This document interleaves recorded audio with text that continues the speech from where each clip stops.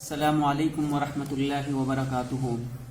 عزیز طلباء، اس سے پہلے ہم لوگ پڑھ رہے تھے ٹیکسٹ بک اور اس کا آخری لیسن تھا مہاتما گاندھی، اور اس سبق کے پڑھنے کے بعد ہم لوگوں نے اس کی ایکسرسائز کو مکمل کیا تھا اور وہ کورس الحمدللہ مکمل ہو چکا تھا۔ لیکن گرامر میں چونکہ اس سے پہلے ہم لوگ فیوچر انڈیفینٹ ٹینس یہاں پہ چھوڑ دیے تھے اور پھر ہم ٹیکسٹ بک پڑھنے میں مشغول ہو گئے تھے، لیکن ٹیکسٹ بک کا کورس مکمل ہونے کے بعد الحمدللہ ہم لوگ آج سے پھر شروع کرتے ہیں فیوچر انڈیفینٹ ٹینس کو پڑھنا۔ آئیے سب سے پہلے ہم جانتے ہیں کہ فیوچر انڈیفینٹ ٹینس کہتے کسے ہیں۔ تو یہاں دیکھیں انہوں نے لکھا ہے زمانہ مستقبل غیر متعین۔ فیوچر کہتے ہیں مستقبل کو اور ٹینس کہتے ہیں زمانے کو، انڈیفینٹ کہتے ہیں غیر متعین۔ تو زمانہ مستقبل غیر متعین، زمانہ مستقبل غیر متعین۔ اب ان جتنے یہ زمانے ہوتے ہیں ان کے تحت جو جملے ہوتے ہیں وہ تین طریقے کے ہوتے ہیں۔ کتنے طریقے کے؟ ہاں، تین طریقے کے ہوتے ہیں۔ ان میں سے ایک ہوتا ہے ایک افرمیٹو سینٹینسز، یعنی فیوچر انڈیفینٹ ٹینس کے افرمیٹو سینٹینسز، زمانہ مستقبل غیر متعین کے مثبت جملے۔ اس افرمیٹو سینٹینسز کے تحت صاحب کتاب ہمیں بتائیں گے کہ اس میں افرمیٹو سینٹینسز بنانے کے رولز کیا کیا ہیں، اس کے ریگولیشنز اور اصول کیا کیا ہیں، اسی کے بارے میں آج یہ گفتگو کریں گے۔ آئیے اس کے قاعدے کو بیان کرنے سے پہلے صاحب کتاب یہاں پہ مثال لکھتے ہیں، ان مثالوں کو دیکھنے کے بعد یہ اس کی تعریف بتائیں گے کہ فیوچر انڈیفینٹ ٹینس کہتے کسے ہیں، اور پھر فیوچر انڈیفینٹ ٹینس کی پہچان کیا ہے، یعنی کہ اردو میں ہم کیسے پہچانیں گے کہ یہ فیوچر انڈیفینٹ ٹینس ہے، اسی چیز کو صاحب کتاب ابھی بتائیں گے۔ اور اس کے بتانے کے بعد یہ قاعدہ بتائیں گے آپ کو، جیسا کہ اس سے پہلے یہ بات معلوم ہو چکی ہے کہ جب بھی ہم کسی اردو جملے کو انگریزی میں تبدیل کرنا چاہتے ہیں تو سب سے پہلے اس کا طریقہ یہ ہوتا ہے کہ فاعل کا ذکر کیا جاتا ہے۔ کس کا ذکر ہوتا ہے؟ ہاں، فاعل کا ذکر کیا جاتا ہے، اور پھر اس کے بعد میں فعل لایا جاتا ہے، اور پھر مفعول کا ذکر ہوتا ہے۔ آئیے ہم دیکھتے ہیں، مندرجہ ذیل جملوں کو غور سے پڑھیں۔ کیا کہہ رہے ہیں کہ مندرجہ ذیل جملوں کو غور سے پڑھیں۔ میں آج وہاں جاؤں گا، I shall go there today۔ میں آج وہاں جاؤں گا، I shall go there today۔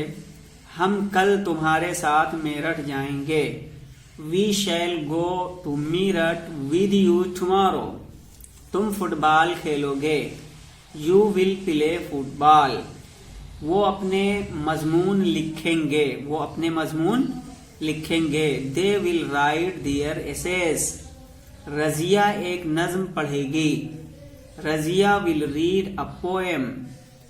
میں ایک آم کھاؤں گا، I shall eat mango۔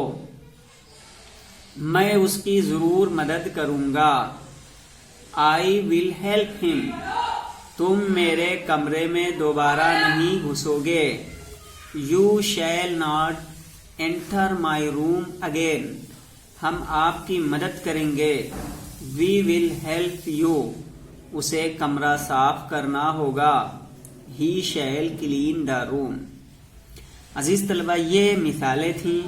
اب مثالوں کو بیان کرنے کے بعد میں صاحب کتاب اس کی تعریف بتائیں گے، یعنی فیوچر انڈیفینٹ ٹینس کی تعریف کیا ہوگی۔ دیکھیے، یہ کہہ رہے ہیں کہ فیوچر انڈیفینٹ ٹینس کی اگر کوئی پریبھاشا پوچھے، کوئی تعریف پوچھے، تو آپ کو یہ بتانا ہوگا کہ اس زمانے کے جملوں سے کام کا مستقبل میں ہونا معلوم ہوتا ہے۔ کیا ہے؟ اس زمانے کے جملوں سے، یعنی فیوچر انڈیفینٹ ٹینس کے جملوں سے کام کا مستقبل میں ہونا معلوم ہوتا ہے، یعنی کام مستقبل میں ہونے کے بارے میں پتہ چلتا ہے، لیکن کام کے جاری رہنے یا پورا ہونے کے بارے میں کچھ پتہ نہیں چلتا۔ پہچان کیا ہے؟ کہہ رہے ہیں کہ اس زمانے کے جملوں کے آخر میں گا، گی، گے وغیرہ الفاظ آتے ہیں۔ کیا ہے؟ اس زمانے کے جملوں کے آخر میں گا، گی، گے وغیرہ الفاظ آتے ہیں۔ قاعدہ کیا ہے؟ پہچان سمجھ گئے، یعنی اردو جملہ ہوگا یا ہندی کا جملہ ہوگا، اس کے آخر میں آپ پائیں گے کہ گا ہے، گی ہے، گے ہے، یہ سب اس بات کی علامت ہیں کہ یہ فیوچر انڈیفینٹ ٹینس ہے۔ ٹھیک ہے؟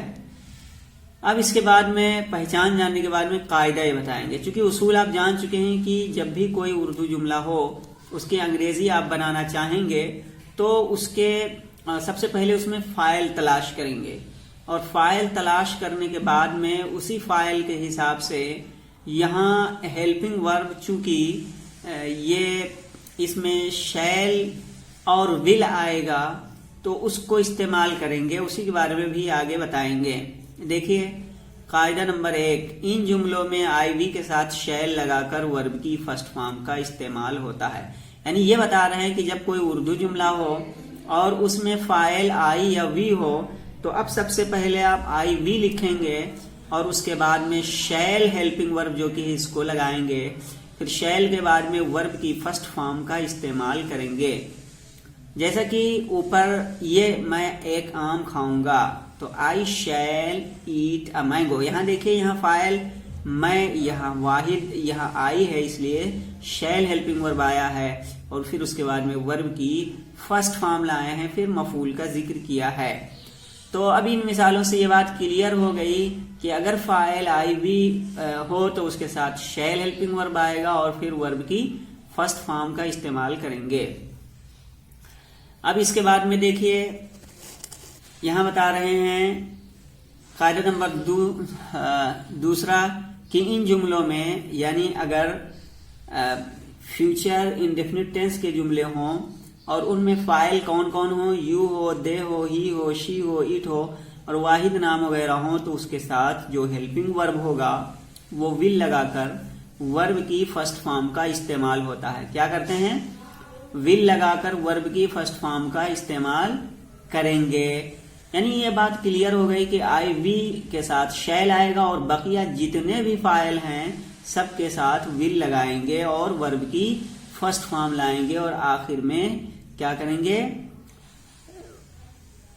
مفعول کا ذکر کریں گے۔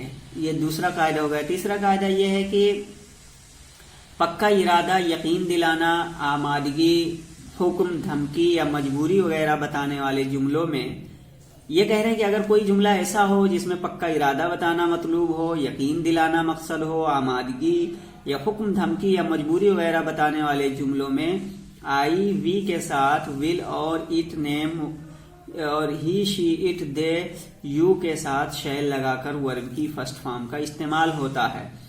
یعنی یہاں معاملہ الٹا ہو جائے گا۔ اگر جملے میں پکا ارادہ بتانا مقصود ہو، یقین دلانا، آمادگی، حکم، دھمکی یا مجبوری وغیرہ بتانے والے جملوں میں کیا ہے؟ آئی وی کے ساتھ ول لگا دیں گے، یعنی الٹا کر دیں گے۔ پہلے کیا تھا؟ آئی وی کے ساتھ شیل آتا تھا، لیکن اب اگر دھمکی پکا ارادہ بتانا مقصود ہو جبکہ فاعل اس میں آئی وی ہو، یقین دلانا مقصود ہو جبکہ فاعل آئی وی ہو، آمادگی، حکم، دھمکی، ان ساری چیزوں میں اگر فاعل آئی وی ہے تو وہاں پہ ہیلپنگ ورب کیا ہے؟ ول کر دیں گے شیل کی جگہ۔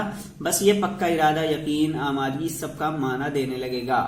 اور اس کے برعکس کہہ رہے ہیں کہ اگر فاعل یو، دے، ہی، شی ہو تو وہاں پر شیل لگا دیں گے اور ورب کی فرسٹ فارم کا استعمال کر دیں گے۔